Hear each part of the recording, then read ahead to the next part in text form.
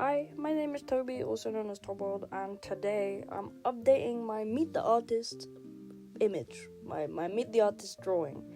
So let's talk about that. For those of you who don't know, a Meet the Artist is kind of like a fun way of introducing yourself to your audience. So it's been a trend in the art community. A trend? I don't know if it's a trend, but it's been a thing in the art community for as long as I've been making art on the internet, which is like nearly a decade now, I'd say. So it's just a thing that people do so that the people who are looking at your art can kind of learn who's behind it. So people include a drawing of themselves, and that can be how they look in real life or their online persona. Some like details about them, like usually likes and dislikes, or it can be a fun fact. And then the rest of the page is kind of ambiguous, like you can do whatever you want with it. I see a lot of people do, here's what's in my bag, or like here are my OCs, this is the music I've been listening to recently, or like this is stuff that I can't function without, so like a coffee, or I don't know. But yeah, it's just a fun little get to know me activity, essentially. And the reason that I'm updating mine is because it's about to be outdated. I made my last one last year, and now it's been a year, which means that I'm older, or like I'm about to be. My birthday is next Monday, the 12th, and I'm kind of indifferent, but I thought, I've seen some people updating their Meet the Artist because they're older. I need to do that, so I'm doing that. So yeah, you can see my process here, like my sketch was very messy, and I've just done the line art over the top, kind of cleaning it up a little bit, making sure I really defined or like refined the details of what I wanna keep and get rid of. And now I'm coloring. That's the best bit. I don't like coloring on a white background, so you can see here, like for the coloring portion, I've turned it into kind of a muted grey. And I'm not saying that everybody should do this, but just for me personally, I prefer to have it like this, because when you're working on a white background, bright colors tend to look kind of washed out or like less vibrant. Darker colors get more muted, so a neutral background helps the colors to pop, or like helps you to recognize what needs to change in terms of how your colors are looking or stuff like that. But also, like, it just hurts my eyes. The white background is painful to look at, like, especially because like I'm drawing on my iPad, and I have to have the brightness quite bright so that I can see the colors. That and like the harsh background on my eyeballs, I can do without that, But like, yeah, I'm not the art police. I think people can draw however they want to draw out. Just for me, it helps to not have a white background. I want to try to kind of explain my drawing process more, because I realized in my last video I didn't do that even a little bit. I simply talked about AI the whole time. So look, here, I'm shading with a blue, like a dark, vibrant blue, because I don't like shading with black. There's nothing wrong with it, I just think that it adds a little bit more depth to the piece when the shading is not just black, because I think it kind of makes it look muddy almost, and like can make it look like duller, and I don't really, I know that I have a really dull background color right now. I think I keep it actually, but I don't want my colors to look dull, especially not like the skin. Like, I want to look alive. I don't want to look like a corpse or something. But yeah, I don't know how to shade clothing. I kind of just make it up as I go, and that's okay. But look here, I'm adding my signature little bit of blush to the extremities. Is that a word? Extremities? Limbs and fingers. What are they? Appendages. I like to add a little bit of blush to these areas. It's very common, very, very common thing to do. but I just enjoy it. It makes the piece feel more alive. But yeah, here I've created like a ripped notepad kind of effect, and I'm just like writing about myself. So that's me, 20, Taurus, non-binary, and bisexual.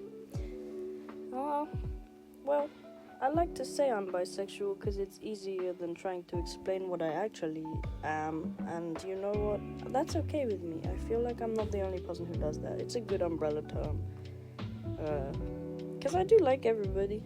I do, but it's just like not quite right. I don't know.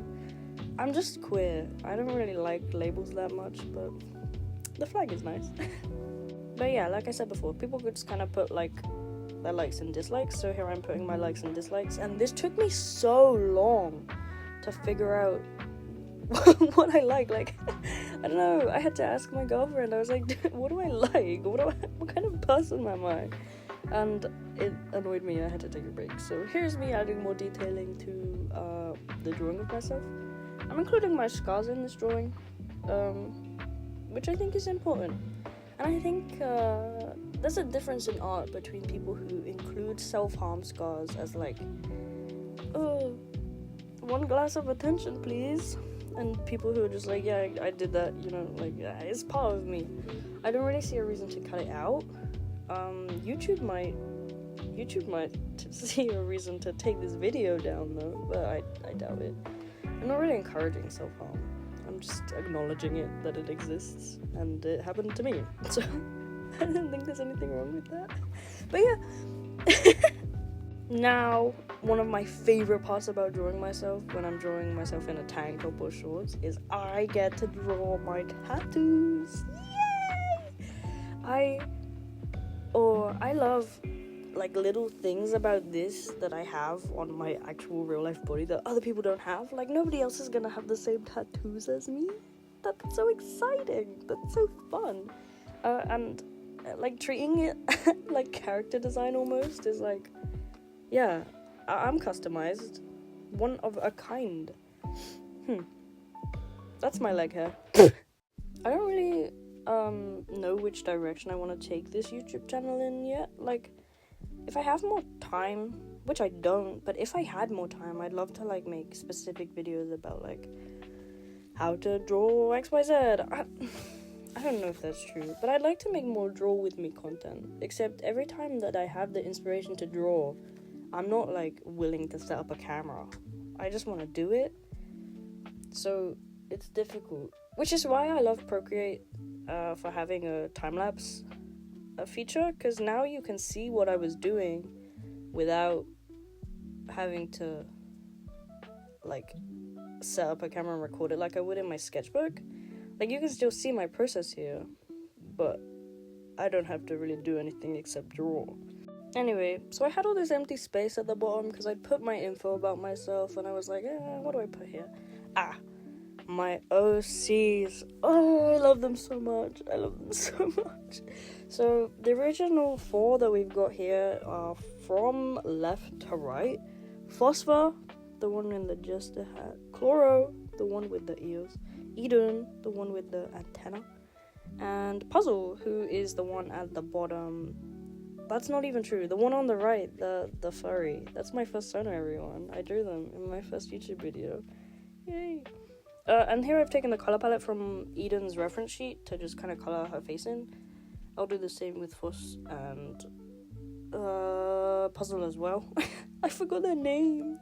Chloro doesn't have an updated ref sheet, so I took the colors from their old one. But I am working on an updated reference sheet for him because Art Fight is coming in less than 2 months.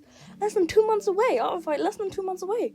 And last year I left everything until last minute, so all of my characters' reference sheets were so rushed, like put together like really quickly, and they were fine, like they were usable. But this year I'm gonna be more prepared. I'm gonna have some reference sheets also for me that I can use long term. Like, okay, I'm making them specifically for Art Fight, but it also means that if I ever want to commission art of my characters, I just have a good reference sheet ready to go.